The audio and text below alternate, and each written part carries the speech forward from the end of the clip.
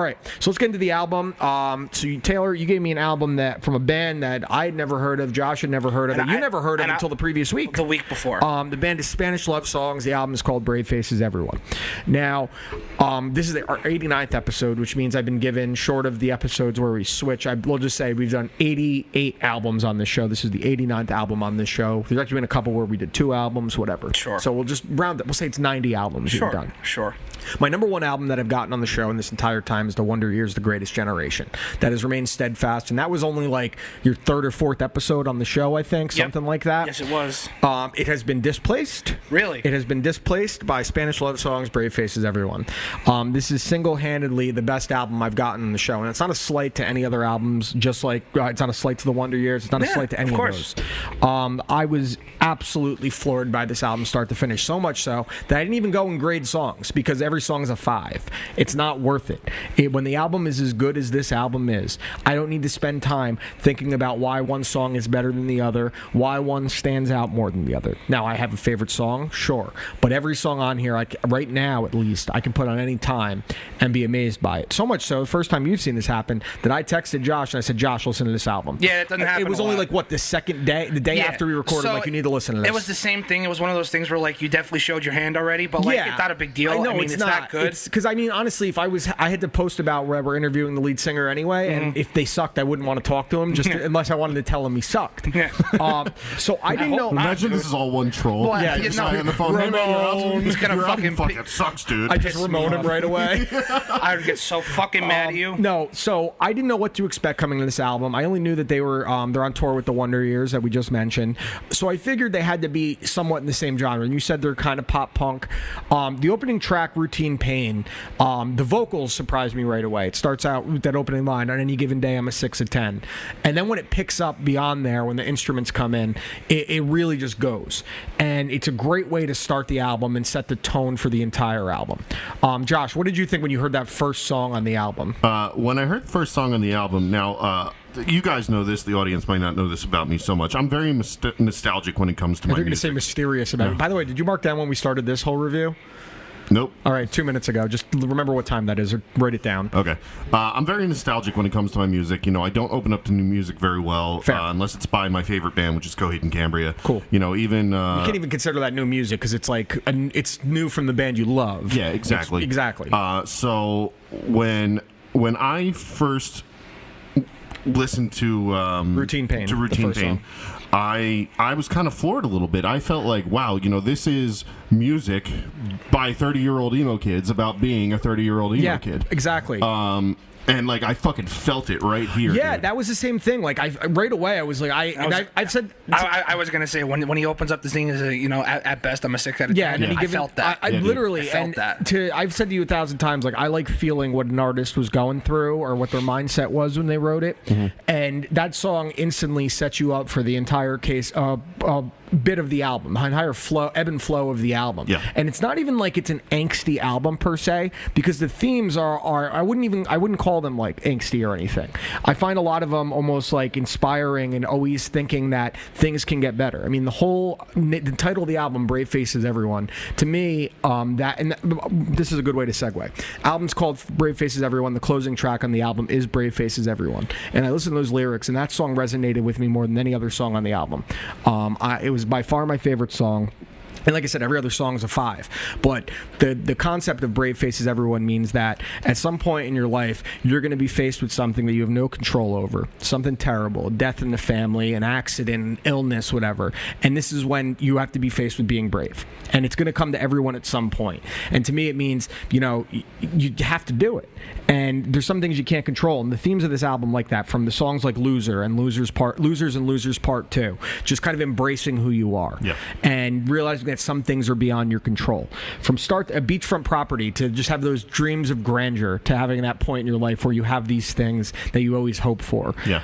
There wasn't a second in this album that I was tuned out at any point. It kept me hooked. There were points in the middle of a song where I had to rewind it a little bit because I had to catch a lyric again or catch a musical breakdown, because beyond the lyrics, the music's fantastic. The drummer's great, the guitarists are great, the bass player is fucking awesome, the keyboard player is fantastic. Absolutely. I can't stress enough. Just the song "Optimism," "Optimism" as a radical life change was phenomenal. Yeah. What was your favorite song on the album, Taylor? I love Beachfront Property. Beachfront Property was great, man. Just because I love the chorus, dude. It's like if all these cities are the same, under doom and gloom or something like that. Yeah. It's like what maybe we could find our home in one. Yeah. You know exactly. what I mean? Where it's like, I looked at that as like, listen, you can as you and I who have lived in different states at one point in our lives, where we know. I went someplace to kind of run away from my problems, but like it doesn't matter. Follow you, man. It followed me. Yeah. And I found solace in the fact that it doesn't matter where I go, shit stays the same. But maybe I could find a home here. Yeah. Maybe it could. It's taking where you are, what's going on, and making the best out of a given situation. Like I could be in fucking Utah right now. Your problems follow you no matter where you go. You know what I mean? I could be in Utah. It could suck ass in Salt Lake City, but I'm gonna make this home. Correct. And I'm gonna make this exactly. work. Josh, what about you? What was your favorite song on the album? My favorite song on the album was "Self-Destruction" as a sensible career choice. Fantastic. Great second song on the album. The line towards the middle end of the song where it's thinking I just need a miracle, need about 30 goddamn miracles. Yeah. I fucking feel that all the time. No, dude. It's just like every day shit fucking starts falling around me, and I'm like, I need everything to change right now. Yeah, no, I mean, there were so many different lyrics in that album that just resonated at different points. And again, I listened to it probably 30 times this week. Yeah. And actually, how I first listened to it was the day after we recorded last week on Thursday. I got in my car, and Boomer and Gio were on commercial. Yeah. And if it's on commercial, I tend to switch to the album. And if I really like the album, I listen to it for the whole ride. And I was like, yo, after Routine Pain, I'm like, this is my shit. Yeah. Like, I knew right away. And I don't know a band to easily compare them to. The closest one probably realistically is the Wonder Years. When you think about because there's a sense of storytelling to this album as well that falls in line with almost like a Bruce Springsteen kind of inspired thing. I picked up some Bruce vibes in that vein. But the Wonder Years would be the closest band, from musically to lyrically. There was just nothing on this album that I can say is a single flaw. And I went back and I listened to the first album too, Schmaltz, I believe it's called. That was really good too. But that was more of an angsty album. Yeah. This one had such reservation, such maturity, and such a sense of theme and purpose to it that if someone listened to this album and told me it sucked, I'd call them a liar or just question their taste in music. I'd assume that they're a big fan of Young Boy Never Broke Again if they told me this album sucks. I mean, just from the slowest song on the album, Dolores, was fantastic. I mean, I'm absolutely blown away how much you guys actually like it, and I'm actually happy that people are finally saying, "Hey, Taylor, you have good taste in music." Yeah, you know what, dude? You do. You always have. Fucking saying. Yeah. I mean, I think that you're. Fuck you, Bob. The things, I think mumble rap. the things that you like is a good taste in music. But the one thing I give you credit for is that you try out everything. Yeah. I'm way more closed-minded. Josh's ways, we won't try certain things. Yeah. But the things that you really like tend to be really fucking good. I very rarely disagree with you on those things. Which is nice. That's one of the best compliments you could honestly give me. And I said this to Dan last week when we were texting in our side text about it, and I think that you'll really enjoy what I'm about to say, because this is such high praise for me, because what I'm about to compare this to, and not really compare, but what I'm about to compare my feelings on this to are a top album. Okay. I told Dan that an album has not spoken to me lyrically, emotionally like this since 2006, and that's Census Fails, Still Searching. Still Searching. Yeah, that was a long time ago. Yeah. Wow. But that's the last time an album really just fucking hit me. Yeah. Like, everything that was going on in every song was exactly how I'm feeling in my life. Like, and it's so crazy to relate to like that. For me, the one that the closest one would be that Wonder Years album, and I remember the specific song was Passing Through a Screen Door, and that song on this album for me is Brave Faces Everyone. Yeah. There was just so much about that song that clicked with me, and it sounds like, to me, the way I looked at that song was personal. He talks about, it almost implies that there was a major event in his life that kind of changed everything, that he had to keep going back to things he didn't want to do, was stuck in place, stuck in motion. Even the same age, he said at 23, I was just about to turn 23 when my dad died, and then all these plans change, and that song just fucking hit me. It was like, and it wasn't like I was sitting there like sobbing about it. I was like, it was speaking to me, like Josh said. It's one of those things where it's like it's shitty to say it like this, but like in the moment when shit's going south, you're like, dude, no one else is feeling this right now.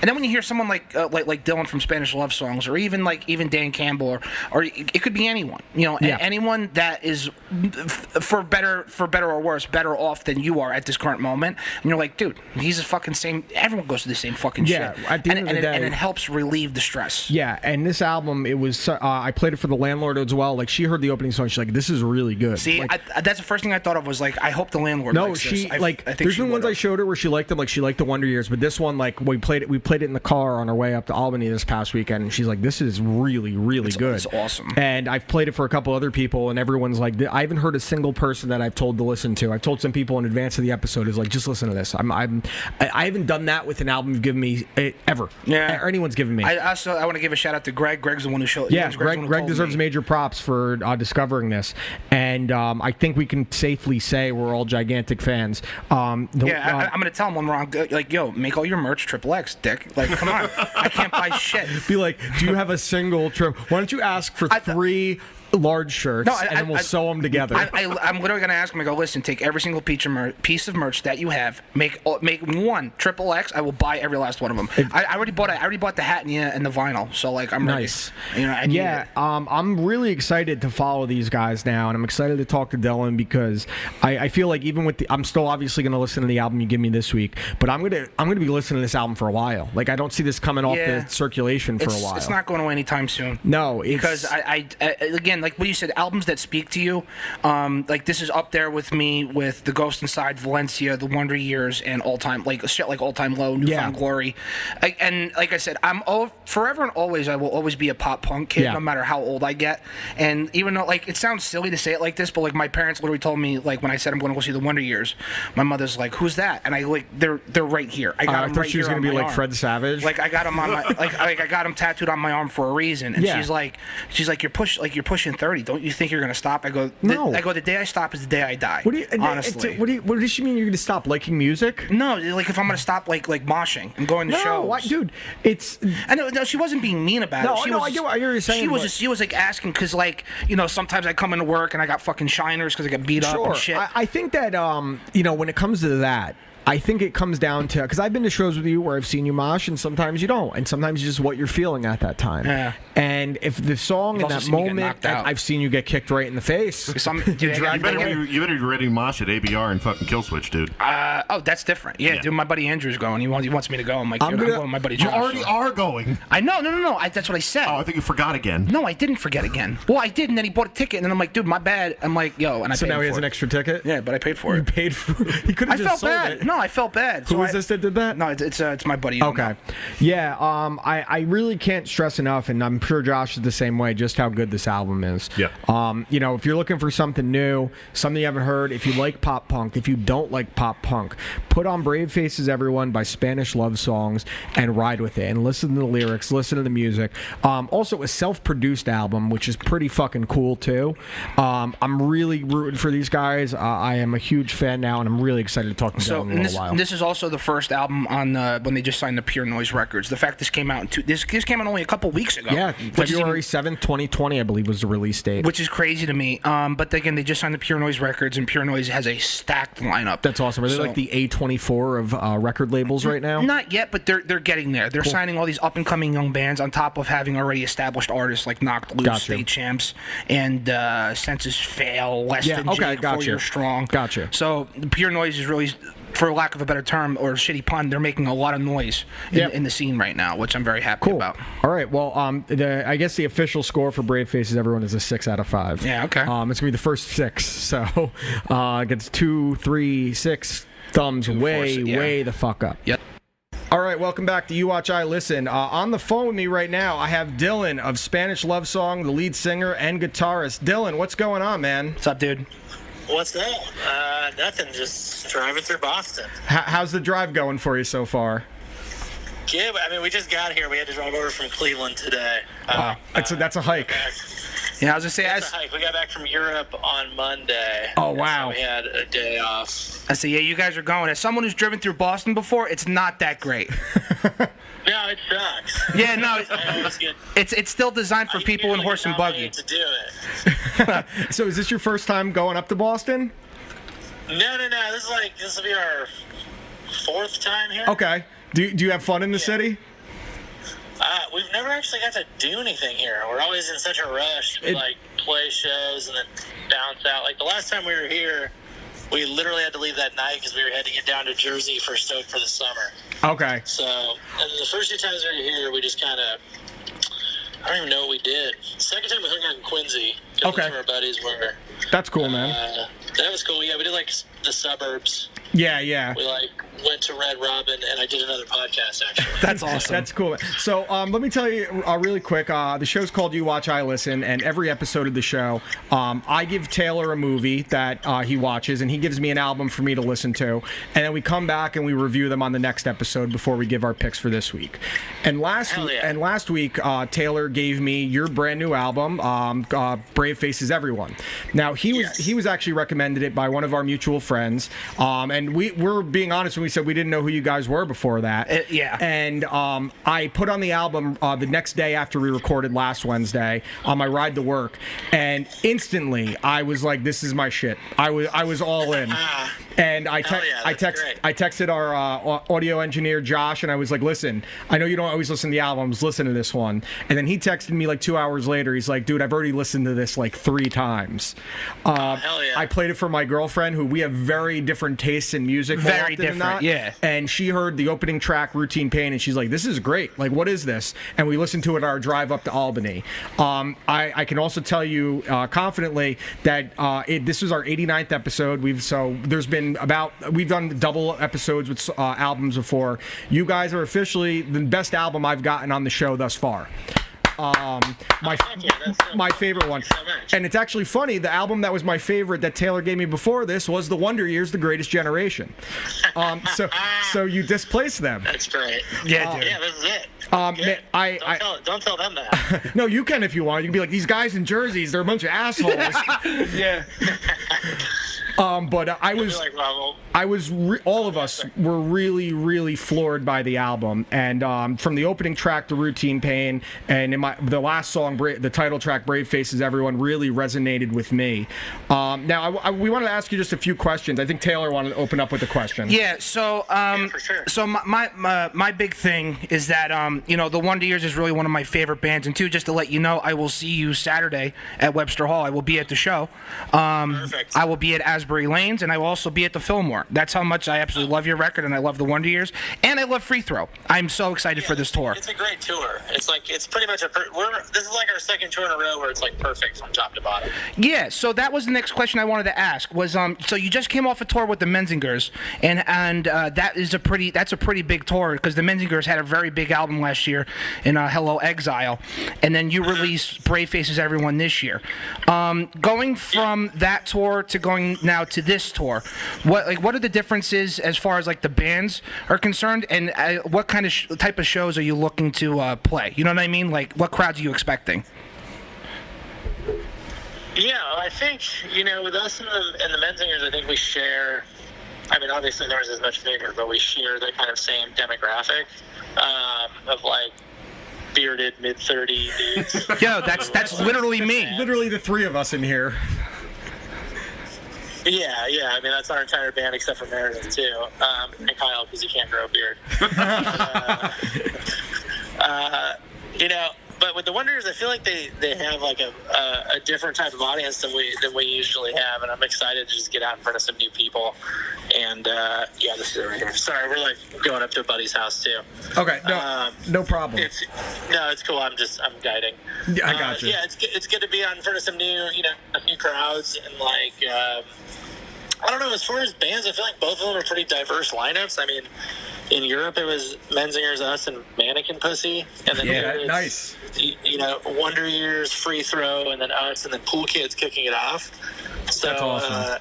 We're playing some bigger rooms. It'll be exciting in a lot of places we've never got to play before, and just it'll be our first like support tour like this in a minute, where it's like 30-minute set, get on and get off, get out of the way.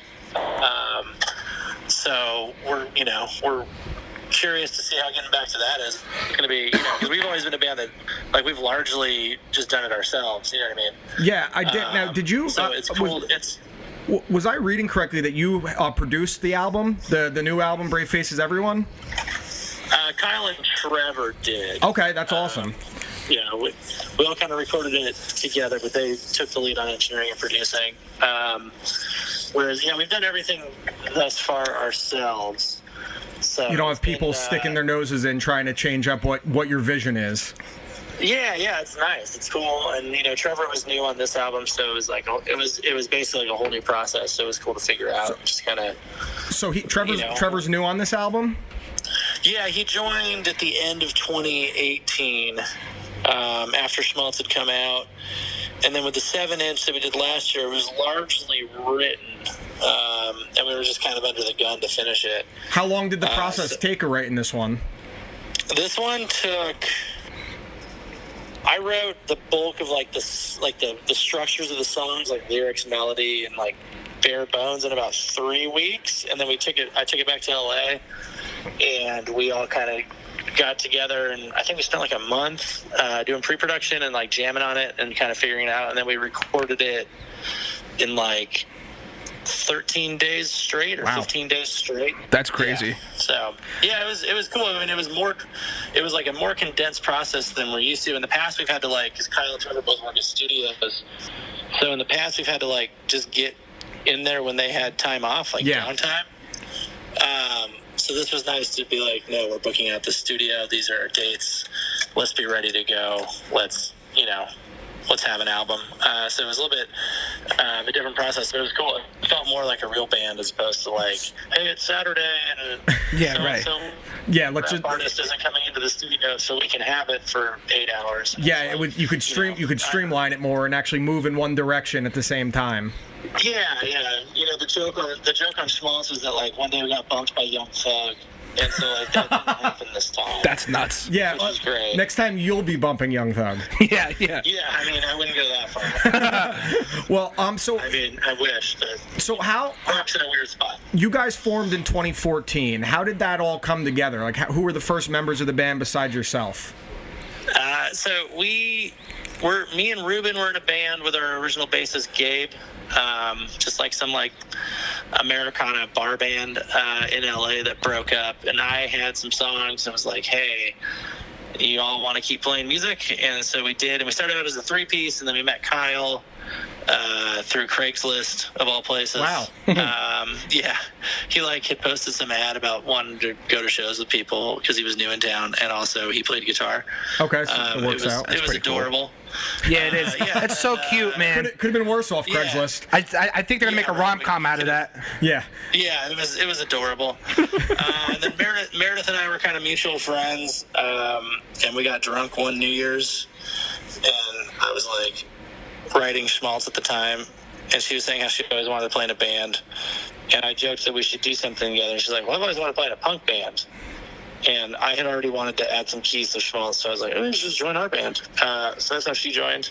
That's awesome. Yeah, and I was going to say, the sound, you can hear the difference in sound when she's on there as well. Yeah, it definitely adds a whole new dynamic that we were already heading towards. But, these are really, really well thought out decisions that we do. And then with Trevor, our bassist Gabe had his second child. I was like, congratulations. I have to not be doing this because this is stupid, in terms of, responsibility. Sure. So Trevor worked at the studio with Kyle and was just like, yeah, okay, I'll join. Pretty easy. Didn't need much convincing. No, I guess not. I got nothing better to do. He's sitting next to me in the van right now. I'm trying to think of what the conversation was. I don't think there was a conversation. I think he showed up and jammed, and I looked at Kyle and was like, okay, yeah, that's good. Yeah, that's cool. That's funny because I was listening. I grew up as a bass player. My dad was a bass player. My brother's a bass player. So I Taylor and I will get into arguments about it because that's the first thing I hear on any song. And I heard Trevor's bass playing instantly, and I was like, all right, this just even more sells it to me. Yeah, he's pretty crazy. It was definitely, not to take anything away from what we used to do. The sound is just different. Trevor's just, yeah, right. Yeah, he plays a little different, and he's a little bit more, I guess, riffy or I was gonna. There's that, none of us could pull off. It's times where I heard on certain songs, especially on the title track, is that it's almost like he's kind of playing the lead there, which obviously bass and drums are always together, but he's really the driving soul behind the songs. Ooh. Oh, no. Oh, no? Is everything okay? Oh, no, there we are. Okay. For a second. There we go. No, it's all good. Listening to the 2 albums, Schmaltz and then Brave Faces Everyone, there's different styles and themes in each one. Now, were you in a completely different head place when writing each album individually? absolutely. So like Schmaltz was written, I was away for work in like Atlanta in the Dominican Republic. And was just losing my mind because I was working these like 18-hour days. So a lot of angst. Yeah, and looking back, I don't even know why, but it's like that's just what it was. And so it's very much like a guilty album and kind of like a self-deprecating album, and just kind of calling myself a piece of shit. I think we do. We call ourselves pieces of shit regularly. We're all very proficient at knocking ourselves. Yeah, I mean it's pretty standard. Yeah. And so by the time Brave Faces came around, we'd been touring and we've heard a lot of music, and just the whole like I suck mentality of like songwriting didn't appeal to me. I still had some songs that were like that, and I was just like, this is bad. Like, it's just not resonating with you, like what you wrote. It doesn't feel like what's right for where you're at. I don't think anybody wants to hear it, because like if you keep writing that way, then like every album has to be about how you suck. Yeah. You got to evolve. You have to evolve. Yeah, that's gonna wear thin, I think. So I had some other things written down, just these ideas to kind of talk about some people that I knew and people we had met on the road. And I joked that I wanted to do like a pop punk road album, but not the typical one where it's like I'm sad in the back of a van and I miss my girlfriend. Yeah, right. You hate your hometown. Yeah, those albums are boring, So I wanted to try to take some of those tropes and do something different with them. So I still bitch about my hometown on the album, but it's also not about me. Right. It's looking at it from like a slightly different, like, I don't hate my hometown, but I also can't afford to live in my hometown anymore. So it's a much different type of approach that I was trying to do. I don't know if it seems like it came across, but I'm not saying like we reinvented the wheel here, but the old, like, I just didn't want to complain about myself. Nah, I hear you on that. So listen, I also wanted to say too, I wanted to give a big congratulations to you guys, because you guys just signed to Pure Noise Records, and you guys you joined a very a star-studded and a stacked cast that they have over there, like Terror, State Champ, Story So Far, Knocked Loose, stuff like that. When you were looking at going to a different label, what was that process, and like were you vetted by other labels as well, or like did Pure Noise just appeal to you the most? So we never really started to deal with AF, and our buddy runs that label, and we could have easily went back to him, but we got drunk one night in Pittsburgh, and he's like, I'm not putting out your next album. You need to go bigger. That's not nice. I was like, no, it's great. Like, yeah, right. Thank him for doing it. And so we started working with a lawyer who just was sending our stuff around and being like, hey, they're about to start doing a new album.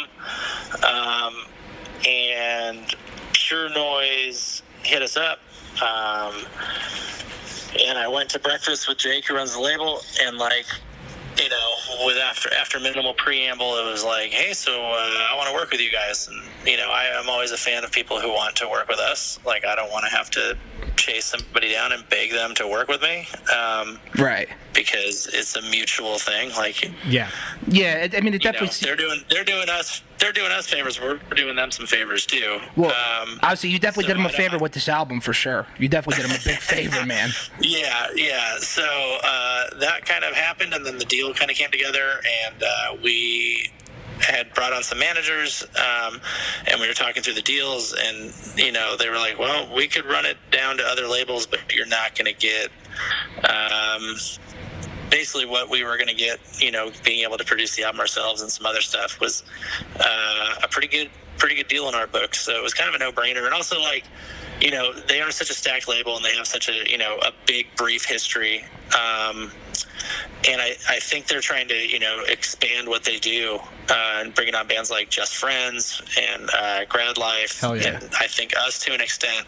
So I think that's part of it. And they have like Mundy's Bay now, which is great. Oh my God. Yeah. And then also me and Jake, who runs the label, we grew up like 30 minutes from each other. And he's like my older brother's age, so we were definitely like the same hardcore shows and stuff growing up. Hell yeah. So it was definitely somebody who just spoke the same language. And so like after that breakfast, I was was just like, oh, that's cool. We talked about going to Throwdown Fest at the Showcase Theater and like watch people beat each other up. Yeah, there's only so much of that you can take, bro. Believe me. Yeah, well, I just like I trust. I tend to.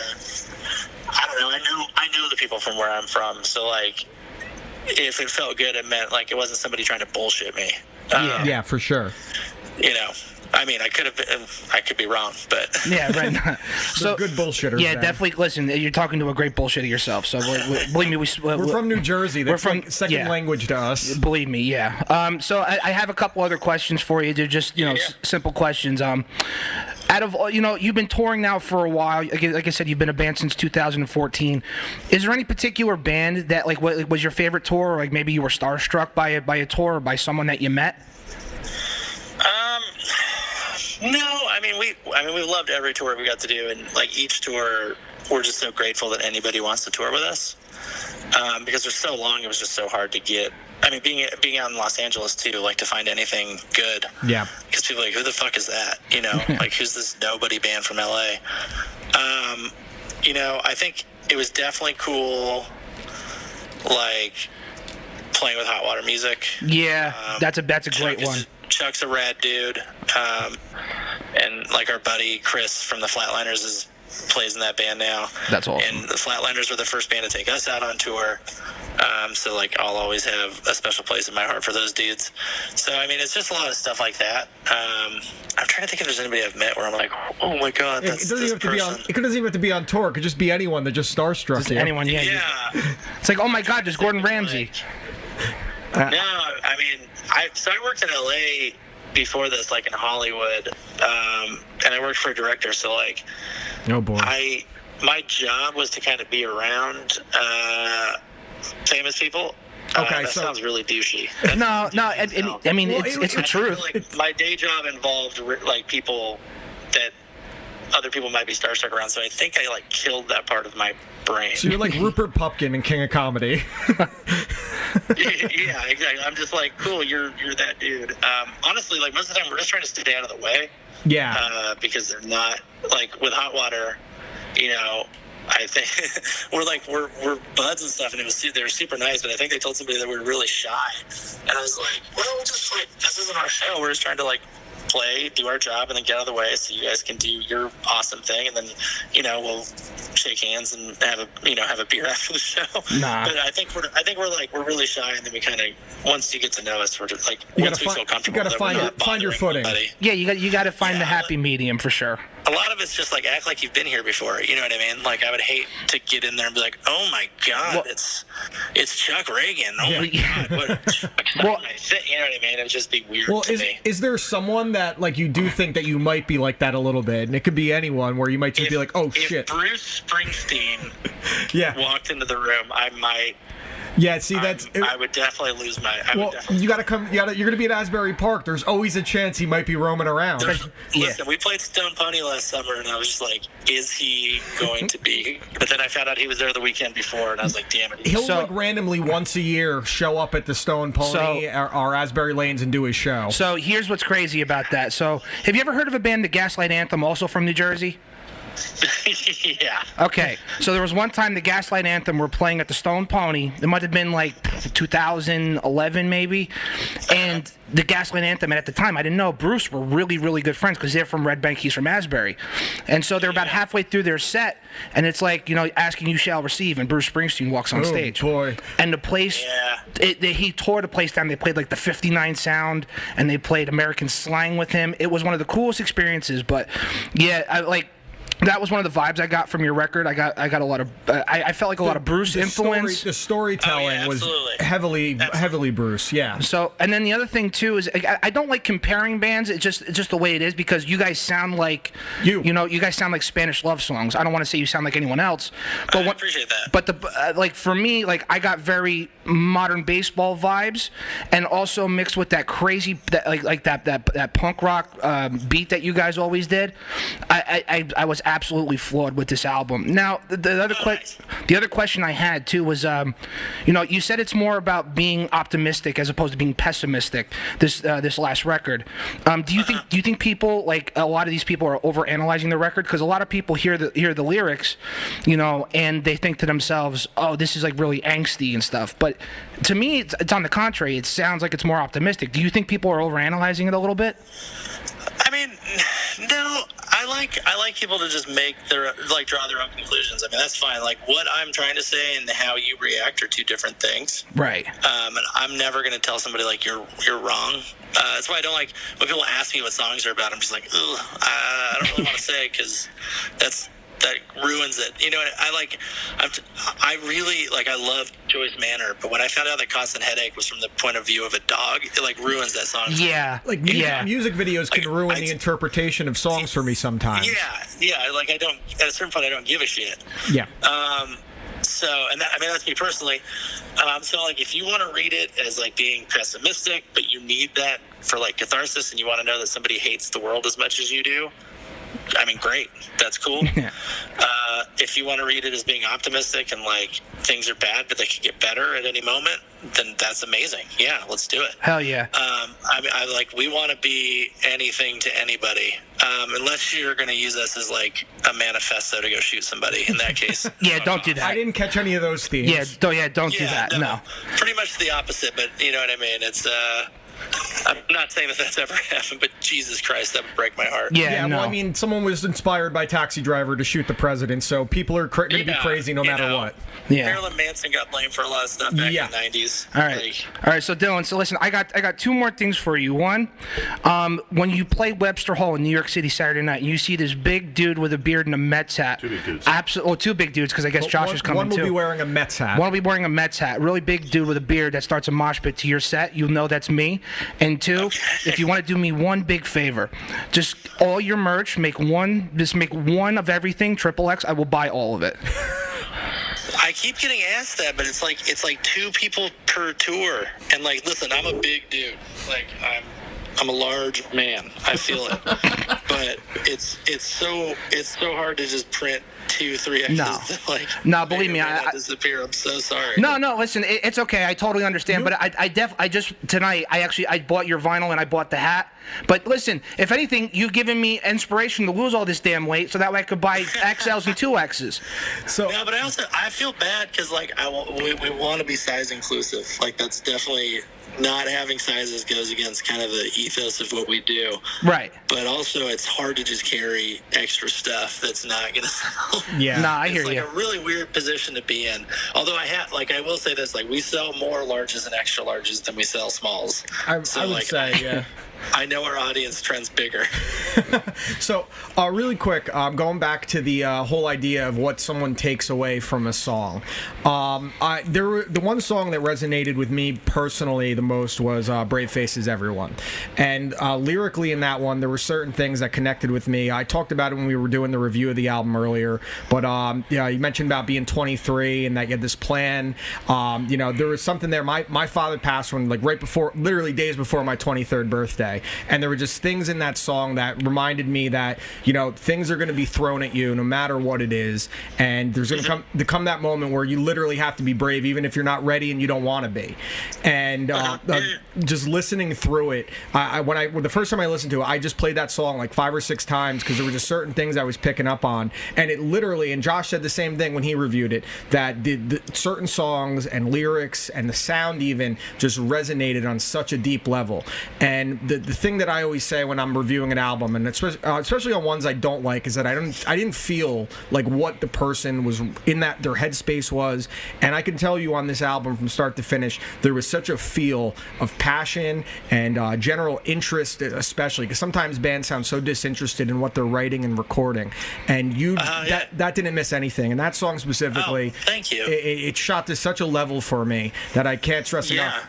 He gave me an album this week, and I'm gonna have a hard time turning this one off. Yeah, facts. No, I appreciate that. We get accused of being earnest, and that's not That's not a bad thing. I'll say that's not the worst thing that could happen to you. I've been called a lot worse things by my fiance today. Yeah, it's definitely something we strive for. That kind of. When you're writing an album that's largely about other people, like striking that authenticity was definitely important to us. So I'm glad you guys could feel it. I like and you were talking about where it needs to be something obvious. I think ambiguity in the lyrics and a song is such an important thing because it can just mean something to someone different at a different time of day, at a different point in their life. The way an album hits you now may hit you differently 10 years from now. There's shit absolutely. There's shit I listen to now that I liked when I was 14, and I was like, wow, that 14-year-old me was an asshole. And on a pretty regular basis. But is there a song on the album that has more of a meaning to you than anything else? Is there one specifically? Probably Generation Lost, just because it's I love that. a pretty close subject to my personal life and friends that I've lost. That's one of the more personal songs of the album, even though it's not about me, but it's definitely about me because it's my reaction to some shitty things last year. Yeah, and I was going to say that would be my guess as well, because you can hear it in the lyrics, and when you read the lyrics there, you're like, oh, I get what he's going with here. Yeah, it's the biggest bummer on the album. I got a lot of messages from my other friends about that one, just being like, God damn it. I didn't warn enough people, I guess. I mean, I would say, especially if people that were close to you and know exactly, where it's coming from and what it's about, even more so. People who were at the memorials didn't get proper warning, and that's me. I'm an asshole. I mean, let's be fair. Most artists can be assholes. It's one of these things. You're a little tortured, and that's where it comes out in your songs. Also, it's just such a shitty text to send. Yeah, right. How do you say that? I sent it to a few people that needed to hear it. But it was honestly some of the worst text messages. You know what I mean? It's just like, hey, so I wrote a song about somebody that died. So let me bring that up to you again, and let's relive that. And then also, here's a song. You know what I mean? Yeah. I mean, I'm sure. And there's a million songs that have been written about loss, and obviously, from Tears in Heaven to Winter by Bayside, that all have a different meaning. And, it can be an acoustic song, and it can be one like yours where musically it's upbeat, but when you actually listen to it, you're like, oh, this was a grieving process. Yeah, absolutely. So we don't want to keep you too much longer. What do you think? We give them the same questions we give every guest we have? Same question, and I have one last one. Are you going to be doing merch Saturday night? Yeah, I'll be around. All right, cool. I'm stopping by, and I'm going to give you a high five. Hell yeah. All right. I like the high five maneuver. All right. Real quick, I have a question. What movie did you guys have to watch this week? So Dan gave me the movie written and directed by Tom Hanks called That Thing You Do. Came out in 1996. Classic. Yes. See, I never saw it until he told me. Listen, I know more music than Dan does. He knows more movies. So half the time he gives me. First time I've ever seen this. I really, really like this movie, man. I loved it. It's so good. Actually, Ruben sent me I Am Spartacus. Yeah, it's the first thing you think of. So I was telling him. I was telling him the first time I even heard that song was actually on Newfound Glory's first Screen Your Stereo. They covered it in 2000. That's funny. Yeah, and he played it for me. I'm like, I love the original. That movie. I remember my dad renting that and when it came out in '97 and just loving it. So it was cool to go back and visit it again. You constantly are like, I quit. Yeah, I quit. We just did that before we were reviewing it too. It's funny. I made my fiance watch it this week too because she never saw it and she enjoyed it. It's just a fun movie. And it's great. Yeah, really good one. Okay, so the same question we ask every guest on every time they're on. The first thing, since we do movies and albums, what is your favorite movie of all time? Oh my God. Yeah, it really put you on the spot. I know. The Matrix. We were just talking about the one they're making right now, The Matrix. That's the first time we got that one. That's excited, awesome. Man. Listen, People give the rest of the trilogy a hard time, but it was great. You'd fit in with us. We just had that exact conversation that I like all of them. Did we just become best friends? Well, I went and watched the re-release in IMAX. Oh shit! And guess what? It holds up. It still looks better than most movies that come out now. Yeah, it was tight. And Meredith had never seen it, so we went and saw it together. And he was like, "What the fuck? This is so cool." That's cool when they do those re-releases, and you could like last Halloween they re-released Night of the Living Dead in 4K, like the OG one, and I took one of my buddies to see it, and he never saw it. He's like, "That was great." I'm like, "It's the original zombie movie." Yeah, facts. Definitely. Yeah, let's go Matrix. Okay, so the other one, this one might be harder for you, but we like asking everyone since we do music, your favorite album of all time. Darkness on the Edge of Town by Bruce Springsteen. And Josh is the biggest Bruce Springsteen fan I know. He just jumped out of his seat, all amped up about it. That's a great choice. It's honestly the easiest. I listened to that today. It's so fucking good, dude. There's certain albums you can just listen to over and over again, and you'll like never get sick of it, no matter what. Well, every day. For the longest time, I would have argued that Born to Run was his best album, and my dad was always like, "It's Darkness, man. You just haven't felt it yet." And then as I hit my late 20s, I was awesome. like, "Oh, Darkness." That's awesome, man. Yeah. Well, Dylan, we really appreciate you taking some time with us, man. Again, we love the album, and we're excited to see you Saturday. You got 3 big fans, and you watch I Listen, dude. Seriously, real big fans over here. Perfect. Well, thank you guys so much for checking it out and liking it and not shitting on it. I know it's so much easier to shit on things. Listen, I like shitting on things, but only if it's justified. Listen, Dylan, we didn't just like it. We loved it. Loved it. Thank you guys so much. All right, guys. Have a great trip, all right? Have a good one. Thanks. Bye. Later, dude. All right, and that was Dylan from Spanish Love Songs. Dude. That was great, man.